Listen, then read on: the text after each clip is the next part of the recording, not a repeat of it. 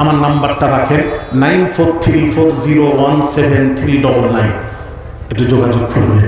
বাংলাদেশের একজন পীর সাহেব আছেন, তিনি ওয়াজ করছেন, তিনি বলছেন মুরিদদেরকে, ভক্তদেরকে বলছেন, বাবা সাইয়্যিদাতুন নবীর কলিজার টুকরা ফাতিমা, সাইয়্যিদাতুন নিসা ফাতিমার স্বামী হলাম আমি। মুরিদদেরকে জিজ্ঞেস করছে, বিশ্বাস হয়? গাঁজাখোর মুরিদরা মাথা নাড়াচ্ছে, জি হুজুর, আপনি যখন বলছেন বিশ্বাস হয়।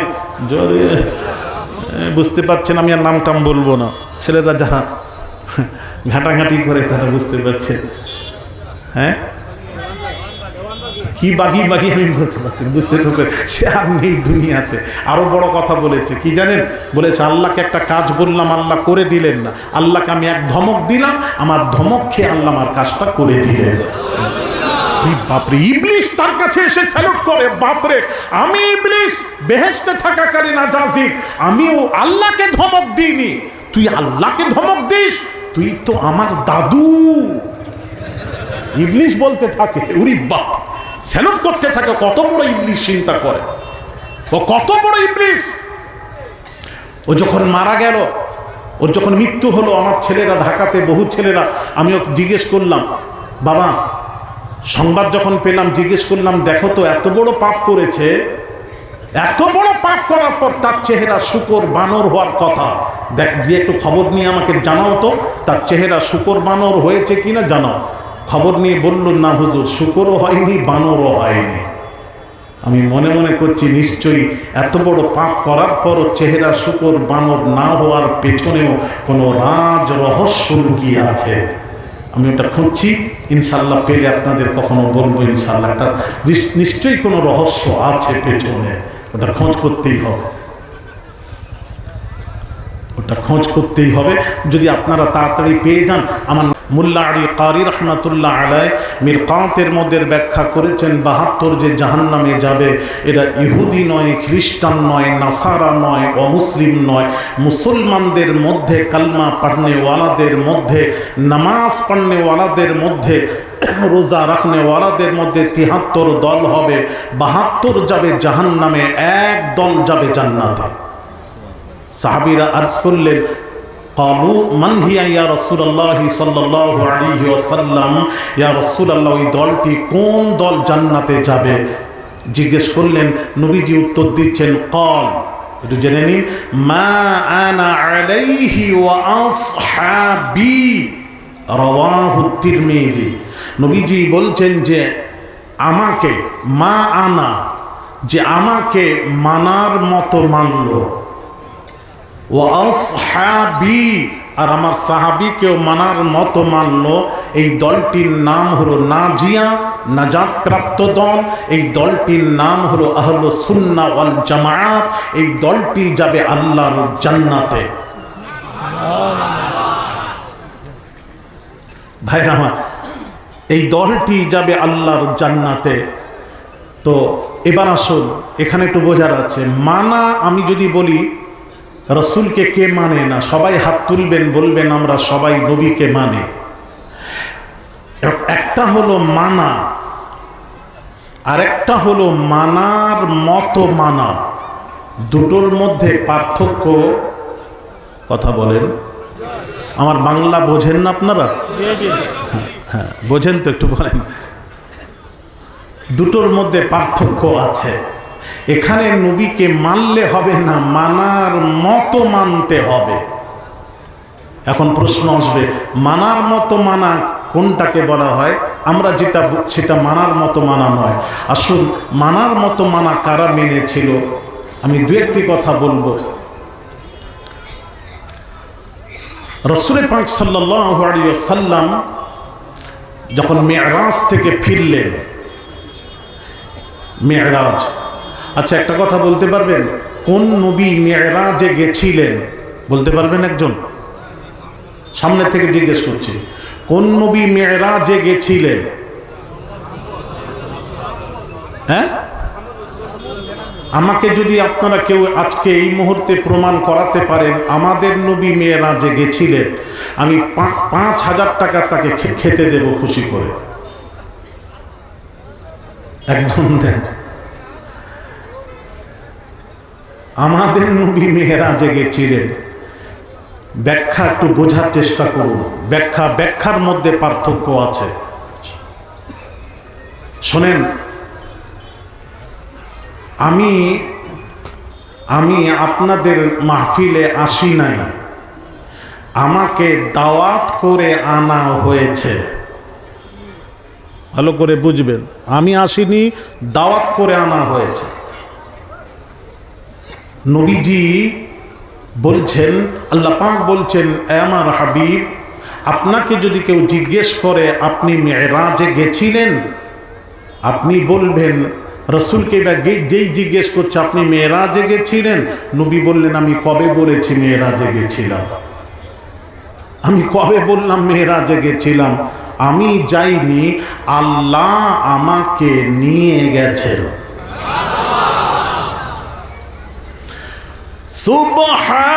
সুবহানাল্লাযী আসরা বিআবদিহি লাইলাম মিনাল মাসজিদিল হারামি ইলাল মাসজিদিল আকসা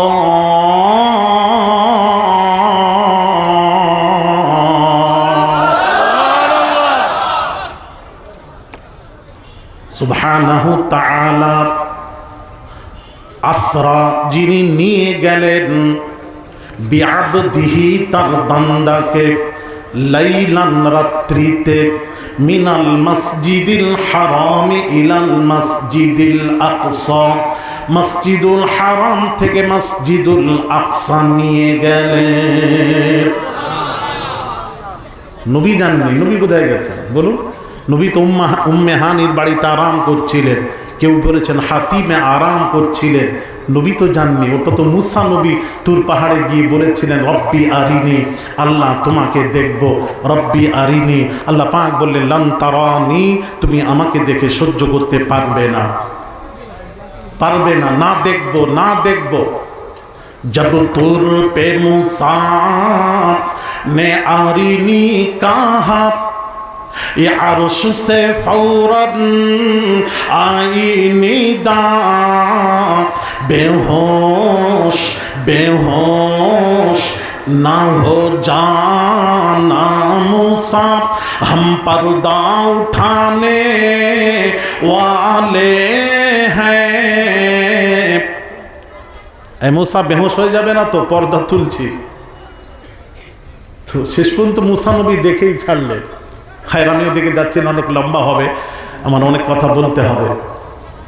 তো কথা হলো, আমার আপনার নবী উম্মে হানির বাড়িতে কেউ বলেছেন হাতিমে আরাম করছিলেন, নবী বলেননি আল্লাহ দেখব, নবী বলেননি। আল্লাহ আর সাজালেন, সাজিয়ে, সাজানোর পর যেমন জলসা হবে, আজকে সাজিয়েছেন, আর সাজিয়ে সমস্ত ফারিস্তাদেরকে ডেকে দায়িত্ব দিলেন। দায়িত্ব দিতে হয়, যেমন আপনারা দায়িত্ব দিয়েছিলেন। ছেলেরা আমার কাছে সবসময় জিজ্ঞেস করছে, হুজুর কি দরকার আপনার, আপনি মেহমান, খাস মেহমান, কি দরকার, কোনো অসুবিধা হচ্ছে না তো? তো আল্লাহ তাআলা আর সাজিয়ে ফারিস্তাদেরকে দায়িত্ব দিলেন, কি? মেরাজ কি শবে ধুম মচি, वो अर्श पे आने वाले हैं, मुश्ताक़े ज़ियारत आ जाए, ओ जलवा दिखाने वाले हैं। जिब्रील ने हूरों से कहा, दम भर में वो आने वाले हैं, जी भर के जियारत कर लेना, हम साथ में लाने वाले हैं। জোরে বলুন। উর্দু খুব একটা বুঝতে পারেননি বোধহয়, তাই না? পারছে? আচ্ছা, সিলেটের কাছাকাছি তো, বাংলাদেশির পাশাপাশি লাগোয়া। খায়ের, মেরাজের রাত্রিতে যাকে আমি সংক্ষিপ্ত বলি, জিবরিলকে আল্লাহ পাক কি বলেছেন একটু শুনুন। আল্লাহ কি বলছেন, স্রষ্টা যিনি খালিক তিনি কি বলছেন, মেরাজ কি শবে খালিক নে কাহা। মেরাজ রাত্রিতে আল্লাহ পাক জিবরিলকে বলছেন, কি বলছেন, मेराज की शब खालिक ने कहा जिब्रील अदब से रहना ज़ारा। जिब्रील আদবের সাথে থাকবে, বেয়াদবি করবে না। যেখানে যাচ্ছ বেয়াদবি করবে না। তিনি হলেন তোমারও নবী, ফারিস্তাদেরও নবী, নবীদেরও নবী, রসুলদেরও রসুল, মুহাম্মাদুর রসুল্লাহ। মুহাম্মদ হলো আমি আল্লাহ, আমারও রসুল। বেয়াদবি করবে না। কে শেখাচ্ছেন? আর একটু আসতে বলেন, শুনতে পাবে সব। কে শেখাচ্ছেন?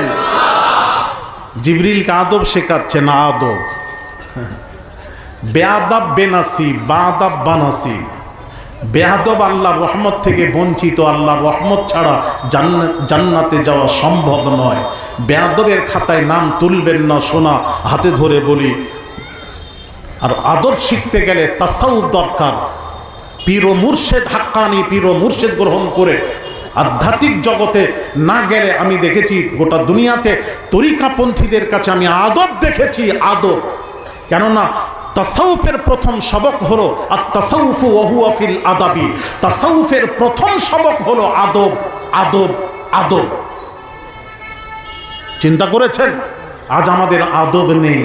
আল্লাহ আদব শিখাচ্ছেন, এই জিবরিল বেয়াদবি করবে না। যার কাছে যাচ্ছ তিনি হলেন তোমারও নবী, নবীদেরও নবী, ফারিস্তাদেরও নবী, মায়া রসুলদেরও রসুল, আমি আল্লাহ আমারও রসুল।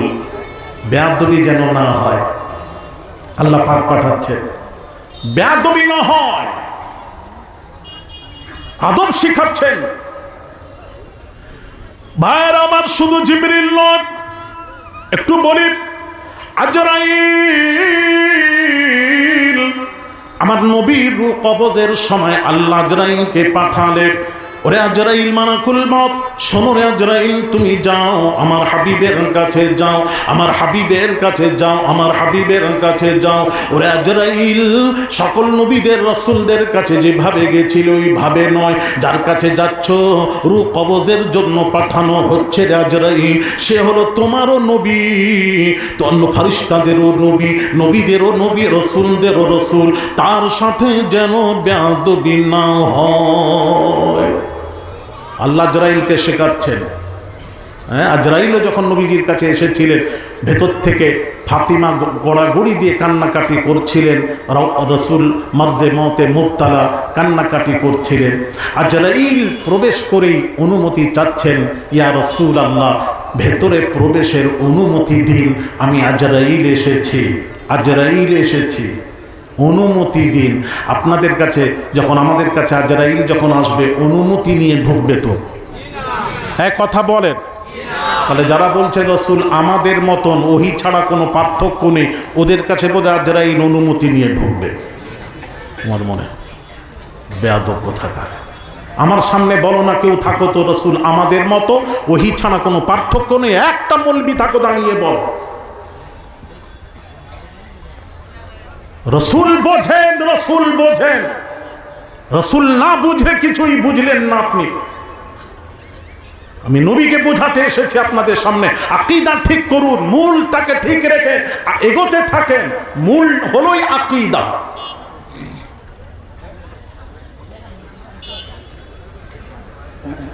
ভাইয়ের আমার, বাবাজিরা, এমন সময় দয়ান নবী রাহমাতুল লিল আলামিন ভেতর থেকে ফাতিমাকে বললেন, ও বেটি ফাতিমা, পর্দা করো, আজরাইল আসছেন। ফাতিমা পর্দা করলেন। তারপর নবীজি আজরাইলকে ভেতরে প্রবেশের অনুমতি দিয়েছিলেন। আজরাইল অনুমতি নিয়ে ভেতরে প্রবেশ করে নবীজিকে সালাম দিয়ে দুইটি কথা বলেছিলেন। দুইটি কথা। কয়টি কথা? আরো জোরে। দুইটি কথা বলেছিলেন। ইয়া রাসূলুল্লাহ, ইয়া হাবিবাল্লাহ হুজুর, আমি আজরাইল জীবনে কারোর কাছে অনুমতি নিয়ে প্রবেশ করি নাই। জীবনের প্রথম আপনার কাছে অনুমতি নিয়ে প্রবেশ করতে হলো। ইয়া রাসূলুল্লাহ, ইয়া হাবিবাল্লাহ, হুজুর। দ্বিতীয় হলো, ইয়া রাসূলুল্লাহ, আমি জীবনে কাউকে সালাম দিইনি। জীবনের প্রথম আপনাকে সালাম দিলাম। হায় হায় ভাইরা, আমার বাবাজিরা, হ্যাঁ, সেই নবী বুঝলেন না? রসুলকে চিনুন এলাকাবাসী, আওলাদে রসুল বলছে হাতে ধরে, রসুলকে বুঝুন। আমি বোঝাচ্ছি, একটু সময় আমাকে দিন, আমি বুঝিয়ে যাব আজকে। ভাইরা আমার বাবাজিরা, আমার নবীজি নামাজে দাঁড়িয়েছেন, আল্লাহু আকবার, আসসালামু আলাইকুম রহমতুল্লাহ, আসসালামু আলাইকুম রহমতুল্লাহ, সালাম ফিরিয়ে নামাজ সমাপ্ত করলেন। নবীর জাস্ট পেছনে এক সাহাবী দাঁড়ানো, সাহাবী নবীর পেছনে, সাহাবী সালাম ফিরানোর সাথে সাথে বললেন, আরজ করলেন, ইয়া রাসূলুল্লাহ, আপনি নামাজে হাসছিলেন, হাসার কারণটা জানতে চাই। এখানে আমার দুইটি প্রশ্ন, আপনারা একটু উত্তর দেবেন তো। দুইটি প্রশ্ন। ইমামের পেছনে যে মুক্তাদি দাঁড়িয়ে নামাজ পড়েন, সেই ইমামের পক্ষে মুক্তাদির ইমামের হাসি দেখা সম্ভব? আরে কথা বলেন না একটু। সম্ভব নয়। তাহলে প্রশ্ন নাম্বার 1 হলো, পেছনে দাঁড়ানো সাহাবী, নবীর পেছনে দাঁড়ানো সাহাবী নবীর হাসি দেখলেন কিভাবে? নাম্বার 2 প্রশ্ন, নবীজি নামাজে হাসছিলেন কেন? দুইটি প্রশ্ন আমি রেখে যাচ্ছি। দুইটির মধ্যে একটা রাখবো, একটা বলবো, আবার পরে কখনো এলে জেনে নেব। দুইটি, নবী হাসলেন কেন? নবী এই জন্য হাসলেন, আল্লাহ তাআলা জিবরিলকে, আমিন ফারিস্তাকে বললেন, ফারিস্তা যাও, আমার হাবিবের অনুমতি ছাড়া তো আমি আসমানের দরওয়াজা খুলছি না, খুলবো না।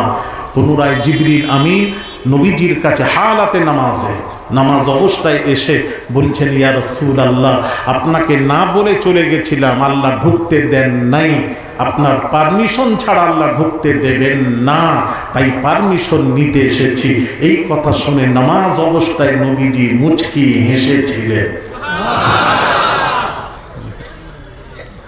নবীও তো জানেন না। অনেকেই বলে নবী নাকি সব জানেন না। হ্যাঁ, আমি পড়াশোনা করে যা জেনেছি সেটাই বলছি। আপনি দলিল কটা নেবেন? আমার নবী সব জানেন। আপনি কোন হাদিস থেকে দলিল নেবেন বলেন? কোরআন হাদিস থেকে। আমি ওর উপরেই ঘন্টার উপর ঘন্টা আলোচনা করব। নবী সব জানেন, তবে আল্লাহ নবীকে জানিয়েছেন, তাই নবী সব জানেন। বুঝতে পারছেন? আল্লাহ হলেন আলিমুল গায়েব, রসুল হলেন মুত্তালা আলাল গায়েব। তবে বাজ ওলামারা বলেছেন, কুল জানেন না বাজ জানেন, এটা মতভেদ। আমি বলবো কুল জানেন। নবীর কাছে কোনো জিনিস লুকানো নেই। আপনাদের আকীদা কি? লুকানো আছে তো? একটু কথা বলেন না। আছে। আহলে সুন্নাহ ওয়াল জামাতের আকীদা হলো, নবীর কাছে কোনো জিনিস লুকানো নেই। নবী বুখারী শরীফের হাদিস, ওলামায়ে কেরামরা সব আছেন, জিজ্ঞেস করুন। নবী 2 কবরস্থানের পাশ দিয়ে চলে যাচ্ছিলেন, 2 কবরে আযাব হচ্ছিল। নবী বললেন, ওই খেজুর ডাল ভেঙে নিয়ে এসো। সাহাবী নিয়ে গেলেন, মাঝখান থেকে ভেঙে 2 টুকরো করে 2 কবরে পুঁতে দিলেন। রসুল বললেন, সাহাবীরা আরজ করলে, রসুল বললেন, 2 কবরে আযাব হচ্ছিল। এই খেজুর ডাল যতক্ষণ তসবিহ পড়বে, ইউসাব্বিহু লিল্লাহি মা ফিস সামাওয়াতি ওয়াল আরদ, জমিন আসমানে যা আছে আল্লাহ তসবিহ পড়বে, কবরবাসীর আযাব তাখফিফ হবে, হালকা হবে। আযাব হচ্ছিল, রাসূল বলে দিলেন। আর কি কারণে আযাব, কারণটা নবী বলে দিলেন। কারণ একজন চুগলখড়ি করত, আরেকজন পেশাবের ছিটা থেকে বাঁচত না। সে যখন পেশাবের ছিটা থেকে বাঁচত না, চুগলখড়ি করত, নবীজি তার কাছে ছিলেন না।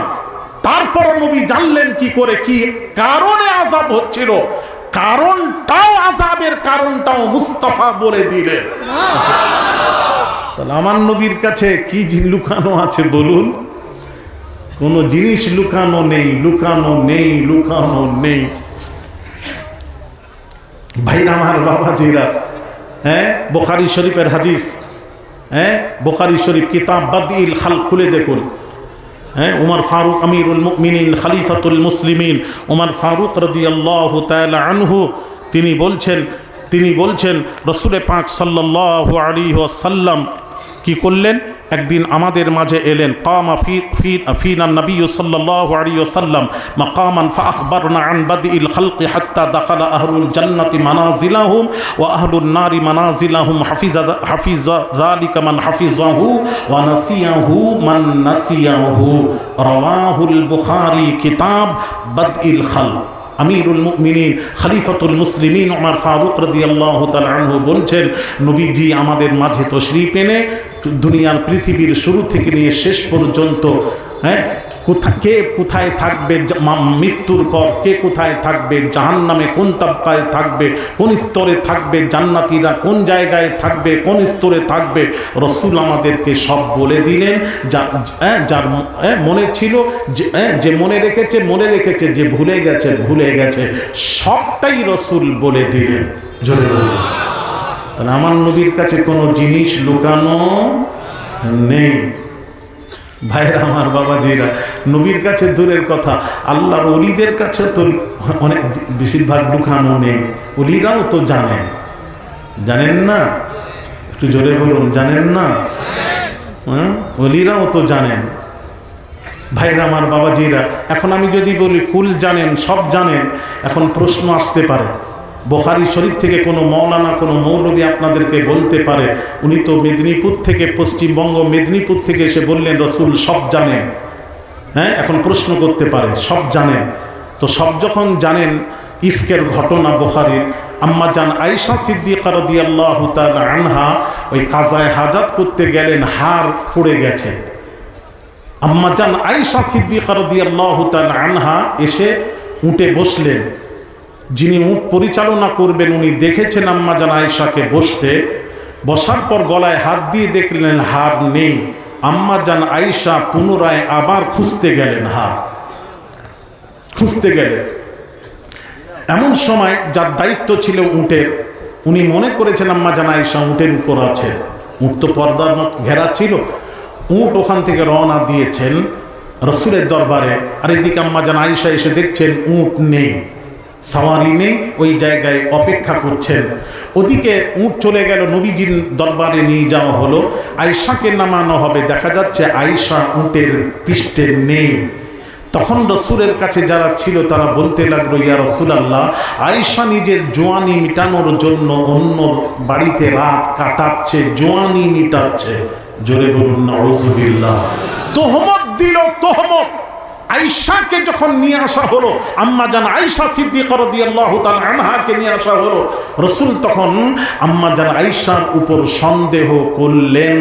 এই সন্দেহ করার কারণে আম্মা জান আয়েশা কাঁদতে কাঁদতে বাপের বাড়ি চলে গেলেন। ইয়া রাসূলুল্লাহ, লোকেরা সন্দেহ করবে, আপনিও আমাকে সন্দেহ করছেন। বাপের বাড়ি চলে গেলেন। এখন কেউ আপনাকে কোনো মৌলবি প্রশ্ন করতে পারে, উনি যে বলে গেলেন রাসূল সব জানেন, তাহলে আম্মা জান আয়েশা কোথায় গেছিলেন যদি নবী জানতেন, তাহলে সন্দেহ করতেন না। জানেন না বই তো সন্দেহ করেছেন। প্রশ্ন করতে পারে, কি উত্তর দেবেন?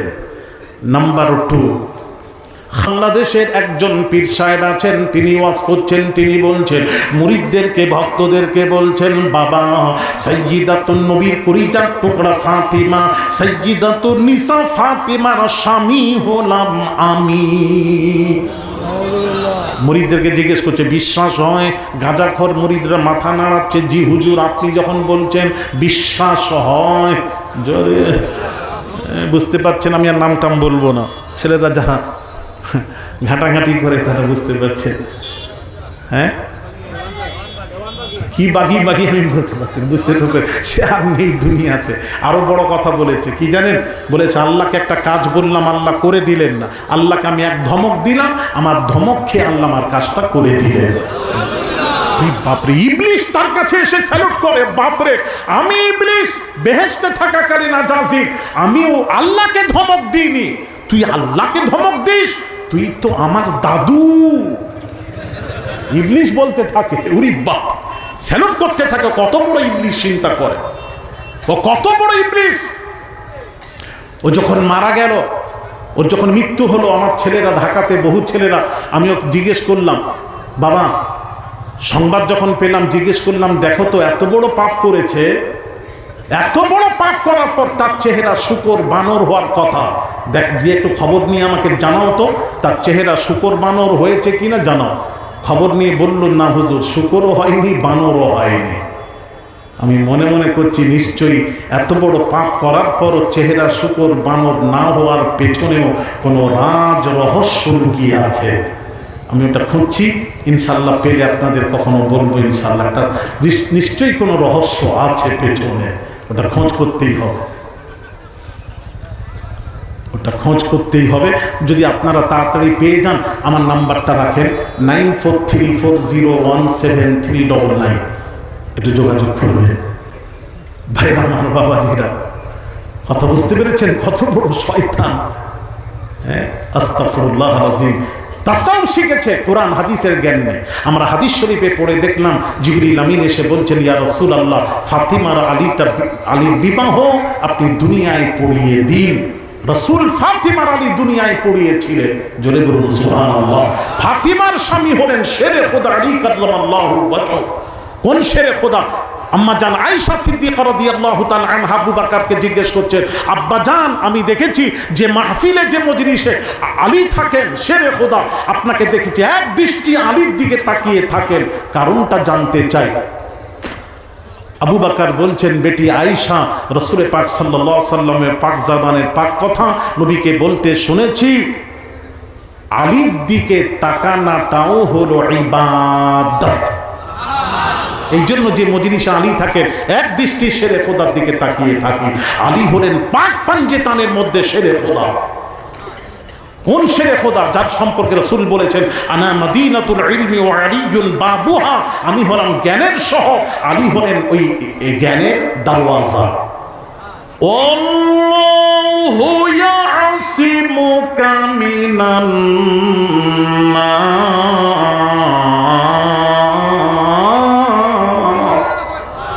আল্লাহ পাক বলেন, বন্ধুরে, শত্রু দুশ্মনের হাতে আপনার মৃত্যু আমি আল্লাহ রাখি নাই। দুশ্মন শত্রু বলতে পারবে না আমি রাসূলকে মেরেছি, এই কথা বলার সুযোগ নেই। তাহলে কি করে খায়বারে ইহুদিনী মহিলার ভুনাগোশত খেয়ে রাসূলের মৃত্যু হয়েছে বললেন কি করে? এই কথাটাই তো কোরআনের খেলাফ। ফাইন তানাযাতুম ফি শাইইন ফারুদ্দুহু ইলাল্লাহি ওয়ার রাসূল। পৃথিবীতে কোনো পীর সাহেব, হাজী সাহেব, গাজী সাহেব, কোনো আলেম ওলামা যদি কোনো কথা বলে, তার কথাটি তোমরা কোরআন হাদিসে ফেলে দেখবে, তার কথাটি কোরআন হাদিসের পক্ষে হলে মেনে নেবে, বিপক্ষে গেলে মানা যাবে না। তো কোরআনের বিপক্ষে চলে গেছে, তোমার কথা মানা যাবে না। এই ব্যাখ্যা যারা করেছে রাসূল 20কে মৃত্যু হয়েছে, এটা হলো 72-এর 1-এর ব্যাখ্যা। রাসূলের সামনে বেয়াদবি করবেন না, আমি অনুরোধ করছি। ভাই আমার, বাবাজিরা, ও সোনার যুবকেরা, বাবাজিরা, আল্লাহ রাব্বুল আলামিন, আল্লাহ রাব্বুল আলামিন তার হাবিবকে কি মর্যাদা দান করেছেন, কি মর্যাদা দান করেছেন। ভাইরা আমার, বাবাজিরা, নূরি মুজাসসাম জিবরিল আমিন, বাবাজি, আল্লাহর নবী মিরাজ থেকে আল্লাহ নিয়ে গেলেন, নবী জাননি আল্লাহ নিয়ে গেলেন, আল্লাহ নিয়ে গেলেন। রাসূলের মিরাজ কেমন? আল্লাহ বাবাজি জিবরিল আমিন এলেন, এসে দেখছেন নবীজি উম্মে হানির বাড়িতে ঘুমিয়ে আছেন, আরাম করছেন। এমন সময় নবীজিকে তুলতে যাবেন জিবরিল আমিন। বাবাজি, একটা কথা শুনিয়ে দিই বাবাজি, শরীয়তের আইন সকলের জন্য সমান। ওলামারা পড়েছেন সকলের জন্য সমান। আমি বলবো রাসূল বাদ দিয়ে হিসেব করবে, সকলের জন্য শরীয়তের আইন যেমন আস-সালাতু খায়রুম মিনান নাওম। ফজরের আজানে মুয়াজ্জিন বলে, আসসালাতু সালাত মানে নামাজ, খায়র মানে উত্তম, নাওম মানে ঘুম, সকল ঘুম হতে আল্লাহর নামাজ হলো উত্তম। এটা শরীয়তের বিধান। ভাইয়ের আমার, যার কারণে পৃথিবীর কোন পীর ওয়ালি গাউস কুতুব আবদাল যদি ঘুমিয়ে থাকে, ফজরের নামাজ কাজা হওয়ার সম্ভাবনা যদি থাকে, তাহলে আপনি তাকে আদবের সাথে নামাজের জন্য তুলে দিন, তুলে দিন, তুলে দিন, তুলে দিন, আদবের সাথে নামাজের জন্য তুলে দিন। তার কারণ আপনার পীর সাহেবের ঘুম উত্তম নয়, পীরের ঘুম হতে আল্লাহর নামাজ হলো উত্তম, নামাজ হলো উত্তম। এই জন্য ফজরে ঘুমিয়ে থাকলে, গাউসে আজমও যদি ঘুমিয়ে থাকে, আপনি আদবের সাথে তাকে নামাজের জন্য তুলে দিন। গাউসে পাকের ঘুম হতে নামাজ উত্তম। সিদ্দিক আকবর রাদিয়াল্লাহু তাআলা আনহু বাবাজি নামাজ হতে ঘুম উত্তম, নামাজ উত্তম, ঘুম হতে নামাজ উত্তম। তাহলে আসসালাতু খায়রুম মিনান নাওমের কি অর্থ হবে? সকল ঘুম হতে নামাজ উত্তম, সকল ঘুম হতে। এটা হলো ব্যাখ্যা। কিছু মৌলবীরা বুঝতে না পেরে নবীর সাথেও অ্যান করে নিয়েছে, নবীর সাথেও এই ব্যাখ্যা অ্যান করে বলছে নবীর ও ঘুম থেকে নামাজ উত্তম। আহলে সুন্নাহ ওয়াল জামাত বলছে না, সকল ঘুম হতে নামাজ উত্তম, আর নামাজ হতে নবীর ঘুম উত্তম। হ্যাঁ, এটা শুনে নবীর কাছে এসে ব্যাখ্যা আলাদা এক করবেন না। শোনা, আমাদের সাথে নবীর সাথে জোড়াচ্ছেন কেন? নবী হলেন ঈমান, নবী স্বয়ং ঈমান, আমরা তার উপর ঈমান এনেছি, তার বিধান আলাদা, আমাদের বিধান আলাদা। অনেক মৌলবীরা চেয়ার ফাটিয়ে দিচ্ছে, আর আল্লাহর আইন সকলের জন্য সমান। আমি বলবো না, কথাটা ভুল। নবীর জন্য আলাদা, সকলের জন্য সমান, নবীর জন্য আলাদা। যেমন সকল ঘুম হতে নামাজ উত্তম, আর নামাজ হতে নবীজির ঘুম উত্তম। এখন প্রশ্ন আসতে পারে যে হুজুর, নবীর নামাজ হতে নবীর ঘুম উত্তম কেন? কেন এই প্রশ্ন ছিল। আপনারা যখন করছেন না, বুঝতে পারছি আপনাদের ওয়াজ শোনার চাহিদাও নেই, জানারও চাহিদা নেই। যখন ওইভাবে মুখটা ছড়িয়ে লাভ নেই, এ কেনর উত্তর একটা ছিল, আমি ওটা নিশ্চয়ই জানেন বোধহয়, এই জন্য প্রশ্ন করেননি। ব্যাস, এটা থাকলো, পরে আবার কখনো আপনাদের কাছ থেকে জেনে নেব। আপনারা চুপই থাকেন, দেখি সারা জীবন চুপ থেকেই তো কিছু শিখলেন। তাহলে কি বলবেন না কেন? আপনার প্রশ্ন করেন না কেন? বলবো, সবাইকে বলতে হবে, দু চারজনে বলাতে বলবো না, সবাই শুনবেন। এটা শোনার দরকার নেই। যদি কেউ ধরে আপনাকে, উত্তর কি দেবেন? সেখানে উত্তর দিয়ে আসা লাগবে আমাদেরকে, ইনশাআল্লাহ। তো উত্তরটা শিখুন। সকল ঘুম হতে নামাজ উত্তম, মাথায় পেতে নিলাম, কিন্তু নবীজির নামাজ হতে নবীর ঘুম উত্তম। হ্যাঁ, এগুলো বুঝতে হবে বাবা, নবীর সম্পর্কে বুঝুন। বুঝে না তো, সকল ঘুম আর নবীর ঘুম এক নয়। ঘুমের মধ্যে পার্থক্য আছে, আছে না নেই বলেন? হ্যাঁ, করে আছেন। আচ্ছা দেখুন, বলছি সকলের ঘুম আমাদের ঘুম আর নবীর ঘুম। আচ্ছা বলুন তো দেখি, আমাদের ঘুমে শয়তান নাজিল হয়, উল্টো পাল্টা স্বপ্ন দেখি, ফরজ গোসলের প্রয়োজন হয়ে যায়। আরে কথা বলেন, কথা বলেন। আমাদের ঘুমে শয়তান নাজিল হয়, আর নবীর ঘুমে ওহী নাজিল হয়। নবীর ঘুমে কি নাজিল হয়? ওহী নাজিল হয়। আর আমাদের ঘুমে শয়তান নাজিল হয়। এই জন্য আমাদের ঘুম হতে নবীর ঘুম উত্তম। নবী যখন ঘুমিয়ে থাকে, ওহী নাজিল হচ্ছে কিনা তুমি কি জানবে? আমি কি জানবো, কি বুঝবো? যার জন্য বলা হয়েছে মুস্তাফা ঘুমিয়ে থাকলে তাকে তুলবে না, তাকে তুলবে না। নবীর ঘুম তোদের ঘুম হতে উত্তম। ও যদি ওহী নাজিল হয়, আপনি সেই সময় তুলতে যান, তাহলে ওহী বন্ধ হয়ে যাবে। বোঝাতে পারলাম না? আর একটু জোরে বলুন, বোঝাতে পারলাম না? নবীর ঘুম আমাদের ঘুম এক নয়। তাহলে আমাদের ঘুম হতে নামাজ উত্তম, আর নামাজ হতে নবীজির ঘুম উত্তম। কেন? নবী ঘুমিয়ে থাকলে ওহী নাজিল হয়, সুতরাং ওই সময় নবীকে তোলা, ঘুমিয়ে থাকলে আপনি তুলতে পারবেন না। আশা করি বোঝাতে পেরেছেন তো? আচ্ছা, আরেকজন বলছেন পড়েছেন হাদিস শরীফ, পড়েই উঠে ব্যাখ্যা করার আগে নবীকে বুঝে ব্যাখ্যা করলে ভালো। নবী বুঝলেন না, উনি উঠেই বললেন নবীর নামাজ কাজা, আমাদের নামাজ কাজা, হাদিস থেকে প্রমাণ। আচ্ছা আমিও বললাম আমাকে একটু বুঝিয়ে যান, অসুবিধা, লড়াই নয়, মারামারি করতে আসিনি, বোঝাতে এসেছি। নবীর নামাজ কাজা হয়েছিল, একদিন ঘুমিয়েছেন বেলাল রাদিয়াল্লাহু তাআলা আনহুকে বললেন বেলাল ফজরের আজান দিয়ে আমাকে তুলে দেবে। ঘুমিয়ে পড়েছেন, ঘুম যখন ভেঙেছে উভয়ে ফজর কাজা, সূর্য উঠে গেছে। বেলাল তুললে না কেন? না ইয়া রাসূলুল্লাহ আমিও তো মানুষ, ঘুমিয়ে থাকতে থাকতে আমারও চোখ লেগে গেছে, ফজর কাজা। নবীজি আর কিছু বললেন না। আম্মা জান আয়েশা সিদ্দিকা রাদিয়াল্লাহু তাআলা আনহার কাছে নবী গেলেন, বিবি আয়েশার কাছে গিয়ে বলছেন আয়েশা শুনবে আমার আজকে ফজরের নামাজ কাজা হয়ে গেছে। আর যাকে শোনাচ্ছেন তিনি হলেন লাখো লাখো হাদিসের হাফেজা ছিলেন। আম্মা জান আয়েশা সব থেকে রসুল সম্পর্কে বেশি জানতেন। আম্মা জান আয়েশা, তার কারণ রসুল সব বিবির থেকে আম্মা জান আয়েশার কাছে অন্য বিবিদের অনুমতি নিয়ে রসুল আয়েশার কাছে বেশি সময় দিয়েছে। আয়েশা সব থেকে বেশি জানতেন। আম্মা জান আয়েশা ধরে নিয়েছেন, ধরে কি বলছেন জানেন? আয়েশা ধরে বলছেন ইয়া রাসূলুল্লাহ আপনার ফজরের নামাজ কাজা হয়েছে? হ্যাঁ আজকে আমার হয়ে গেছে। তখন আম্মা জান আয়েশা বললেন ইয়া রাসূলুল্লাহ আপনাকে নিজে বলতে শুনেছি, আপনি তো বলেছেন আইনাইয়া তানামানি ওয়ালা ইয়ানামু কলবি, রাওয়াহুল বুখারী, বুখারীর হাদিস। আপনি তো বলেছেন আমার চোখ ঘুমায় দিল জেগে থাকে, আমি সব জ্ঞানে থাকি, সব জানতে পারি। এ তো আপনারই কথা, চোখ যে বন্ধ থাকে আপনার দিল জেগে থাকে নবীর ঘুমে। এই জন্য তামাম ফাকিগণ লিখেছেন সকলের ঘুমে অজু নষ্ট হয়ে যায়, নবীর ঘুমে অজু নষ্ট হয় না। জিজ্ঞেস করেন ওলামারা আছেন, জিজ্ঞেস করুন।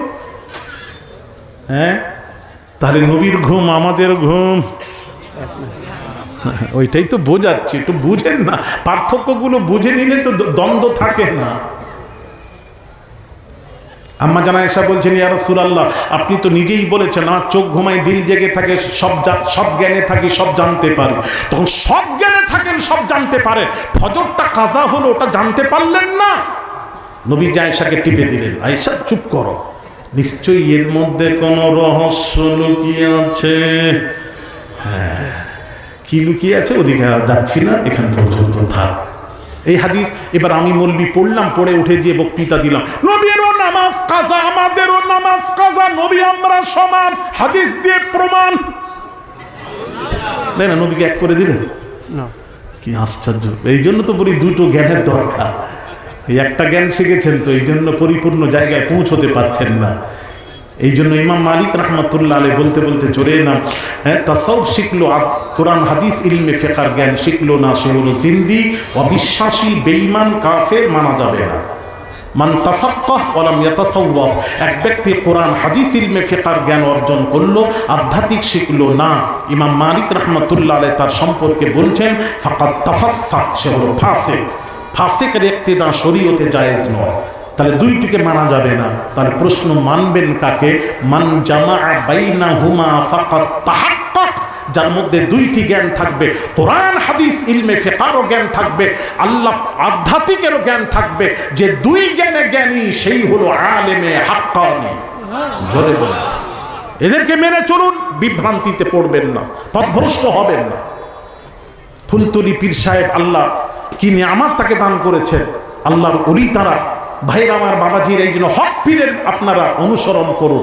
হক পীরের ফুরফুরা পীর আবু বকর সিদ্দিক আল কুরাইশি রাহমাতুল্লাহ আলাইহি, হক পীর নিসারউদ্দিন আহমদ সাদসিনা হুজুর, হক পীর ডক্টর মোহাম্মদ শহীদুল্লাহ সাহেব 18 ভাষা এমএ পাস, পণ্ডিত্য লাভ করে চিন্তা করলেন আরেকটা জ্ঞান শিখতে হবে, আধ্যাত্মিক। এই আধ্যাত্মিক শিক্ষার জন্য ফুরফুরা পীর আবু বকরকে পীর গ্রহণ করে, মুর্শিদ গ্রহণ করে তাসাউফ শিখে কোন দরজায় পৌঁছেছিলেন।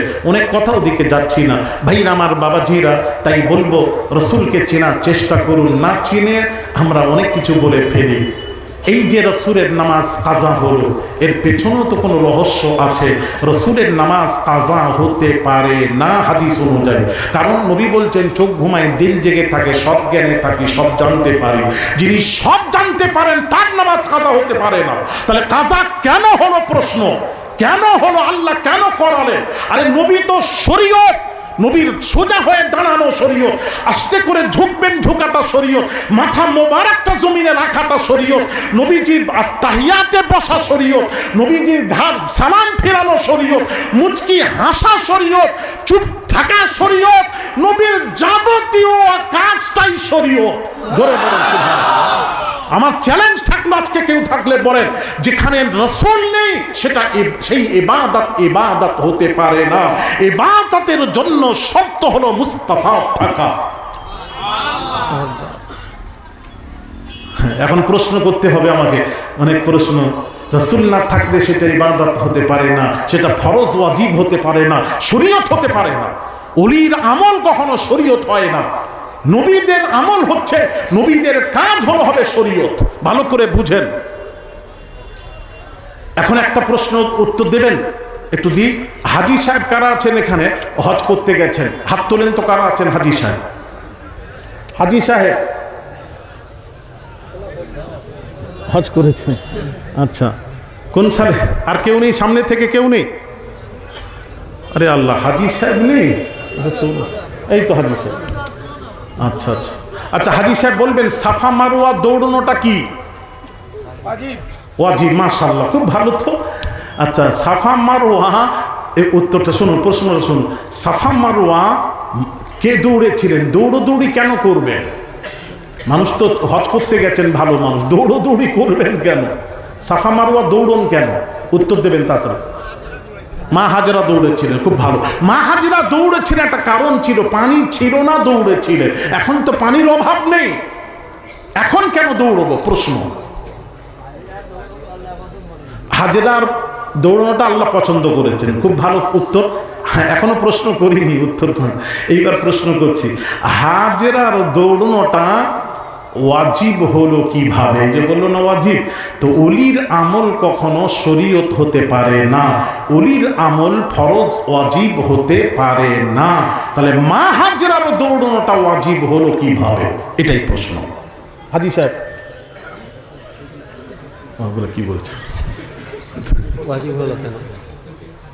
মা হাজরার দৌড়ানোটা ওয়াজিব হলো, মঞ্জুর ভালো লেগেছে। তো ওলির আমল তো ওয়াজিব হতে পারে না, ওলির আমল শরীয়ত হতে পারে না।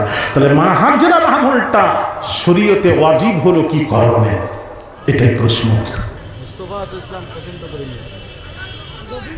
আরে আল্লাহ তো পছন্দ হয়েছে, তো ওয়াজিব, ওলির আমলটা তো ওয়াজিব হয় না, ওটাই তো বোঝাচ্ছি, বলে আল্লাহ পছন্দ করেছে। হলো না।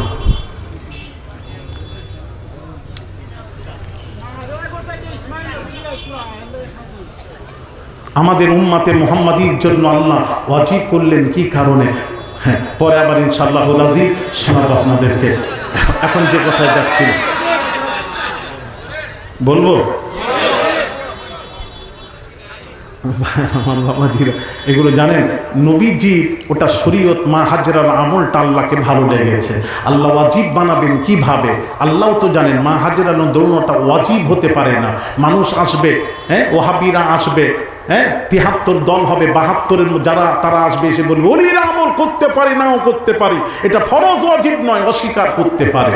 যাতে অস্বীকার করতে না পারে তার ব্যবস্থা আল্লাহ করে দিলেন, তার ব্যবস্থা আল্লাহ করলেন। যেমন পৃথিবীতে দুইটি পাথর হলো শ্রেষ্ঠ, একটা হলো হাজরে আসওয়াদ, একটা হলো মাকাম ইব্রাহিম। ওই দুই পাথর হলো শ্রেষ্ঠ। আপনারা বলতে পারবেন এই দুই পাথরটা শ্রেষ্ঠ কেন? হাজরে আসওয়াদের কেন শ্রেষ্ঠ বলবেন? একজন বলুন, তাড়াতাড়ি বলুন, দেরি করেন না, সময় অল্প। নবী চুমু দিয়েছেন। আর মাকাম ইব্রাহিম, ইব্রাহিম নবী পাও লেগেছিল। ওই পাথরে দাঁড়িয়ে কাবা নির্মাণ করেছিলেন, তাই তো? কাবা নির্মাণ করেছিলেন। তো কাবা যখন নির্মাণ করলেন, হ্যাঁ, আচ্ছা আমার প্রশ্ন, কাবা নির্মাণ করেছিলেন ওই জন্য এটা শ্রেষ্ঠ? আমি বলবো না। যদি তাই হয় তাহলে আমার একটা প্রশ্নের উত্তর দেবে। মাকাম ইব্রাহিম এতটা গর্ত কেন? গর্ত, নবীরা যখন কোনো পাথরের উপর কদম মোবারক রাখতেন, পাথর মোমের মতো গলে গিয়ে কদমের চিহ্ন পড়ে যেত। জোরে বলুন। আর আমরা পাথরে পা দিলে পাথর নরম টরম হয় তো কি হয় বলেন? সেই নবীকে বলছে আমাদের মতন কি করে